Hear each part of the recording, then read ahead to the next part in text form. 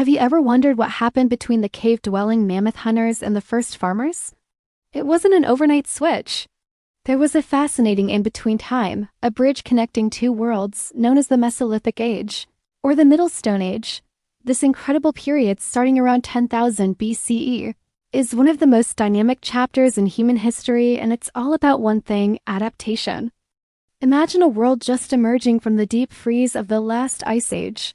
The great glaciers that had covered much of the planet for millennia were melting away. This wasn't just a slight warming trend, it was a total environmental makeover. As the ice retreated, vast barren landscapes transformed into lush forests, winding rivers, and expansive coastlines. Sea levels rose dramatically, creating new islands and flooding old coastal plains. For the people living through this, it was like the world was being reborn, and they had to learn to live in it all over again. This period is called the Mesolithic, from the Greek words mesos meaning middle and lithos meaning stone. It's the Middle Stone Age perfectly sandwiched between the Old Stone Age, the Paleolithic, and the New Stone Age, the Neolithic. It wasn't just a brief pit stop.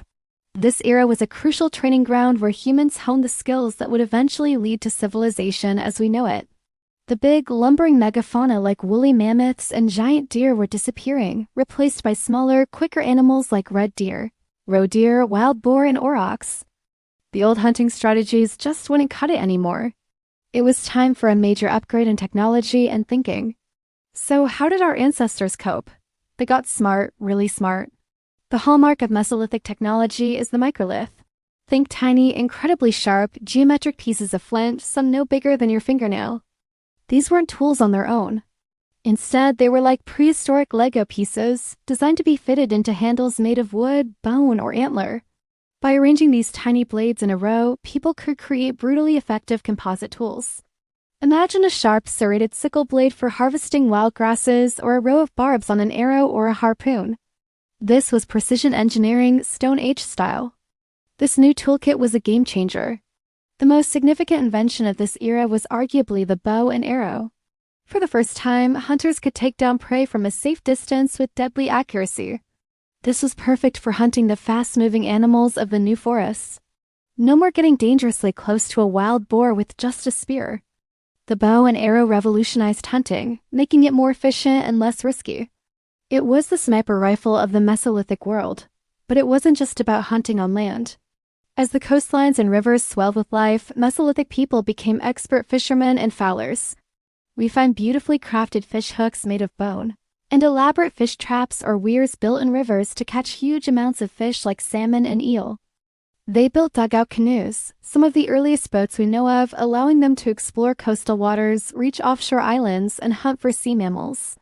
They were exploiting what we call a broad spectrum of resources.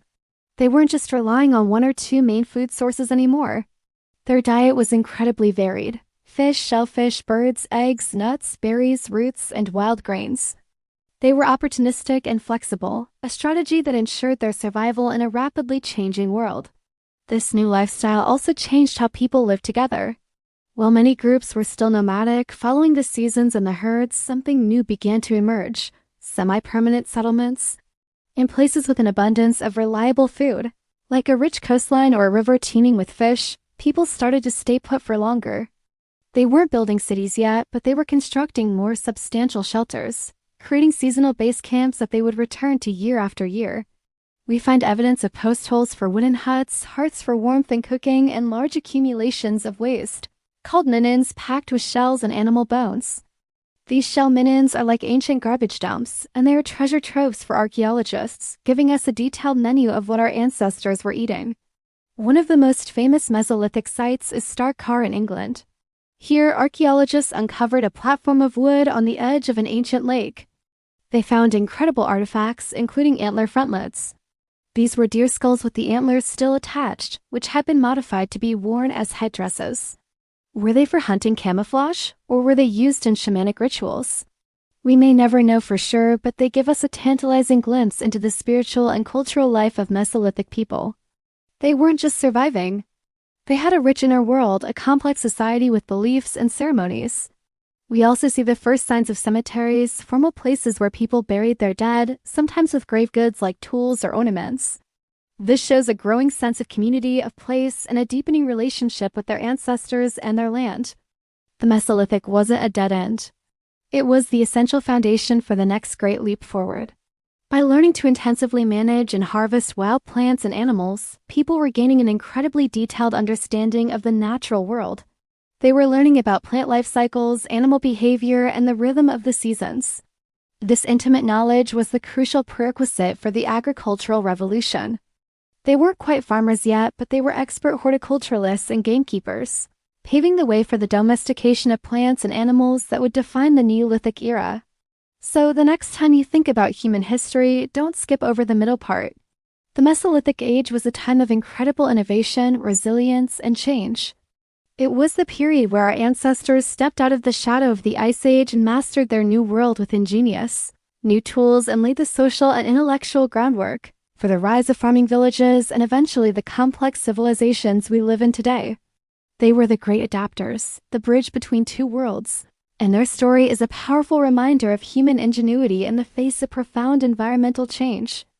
Thanks for watching, and if you enjoyed this journey back to the Middle Stone Age, don't forget to like, subscribe, and hit that notification bell for more deep dives into our amazing human past. See you next time!